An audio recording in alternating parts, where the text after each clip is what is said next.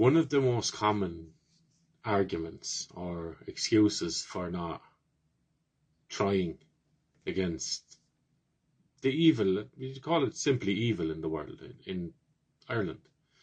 One of the main things you hear is people saying that, sure, or asking, what's the point? Sure, it's not going to work anyway, so what is the point? And sometimes you don't even have an answer for that other than, I would rather try being unsure or even being confident that there's not going to be a positive outcome rather than not try and to continue to exist in a state of total helplessness, because that's what you're listening to when you hear certain phrases like that, or what's the point in trying anyway? It's like the person that's saying that, they're in agreement with you that there's a problem because they're not arguing back against that when you point out that something is an issue or is going to be an issue.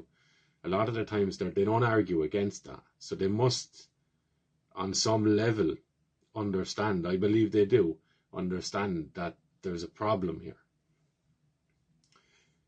But the response to that is to denigrate any sort of attempt at overcoming it. Or maybe it might just be genuine puzzlement because they can't come up with a situation or foresee a situation where they could be victorious, at least in terms of what they want to see in the world, if they want to see anything other than what they see every day. Okay? And the person's also revealing their psychology when they say that to you. And what I mean by that is how we see the world, how we view ourselves, the relationship we have with ourselves. Like, can you rest easy at night when you lie down and the only thing you have for company is your own mind? Is that a comfortable situation for you? Or do you look for ways of escaping that relationship, avoiding that relationship?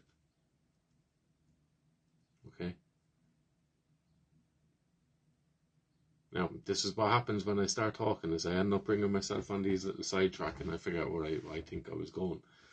Okay? But the person reveals their psychology and how we think, and our psychology is how we think and view ourselves and the world. It's all kind of eggshells and eggshells, but Kinder eggs. But how we view ourselves. And how we view ourselves can colour the things that we say. It can colour the limitations that we perceive. And it can colour or nearly suck the colour out of our imagination in terms of looking at solutions to things. Okay? So when a person is saying to you, sure, what's the point anyway? Sure, X, Y, and Z, the thing you're pushing against is going to happen anyway. They're telling you that they have been beaten so much in life that they've come to the conclusion that it's easier to give in than to go forward. Okay? And because it's such a common reaction, there's a serious sadness in that, because it's common enough that a lot of people in this country have already given in and given up on themselves, where they cannot foresee, they cannot imagine a situation where the battle they would like to fight stands any chance of being victorious. Again, because remember, they tend not to argue with you on the point that something needs to be done or that there's a problem that needs to be tended to. Their only argument, or at least it looks like their main argument, is it doesn't matter what you try, it's going to fail anyway, therefore why try? Okay? And you have two different types of people at those crossroads are. As the paths diverge, so to speak, you know. So you have the person who might feel what's going on around, but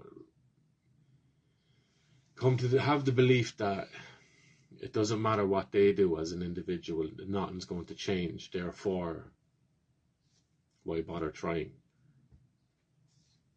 And then the flip side of that is the person who would remain undaunted in the face of total loss. And that it would matter so less to them, or it would matter less to them to lose and to be made a holy show of beating in front of the whole world than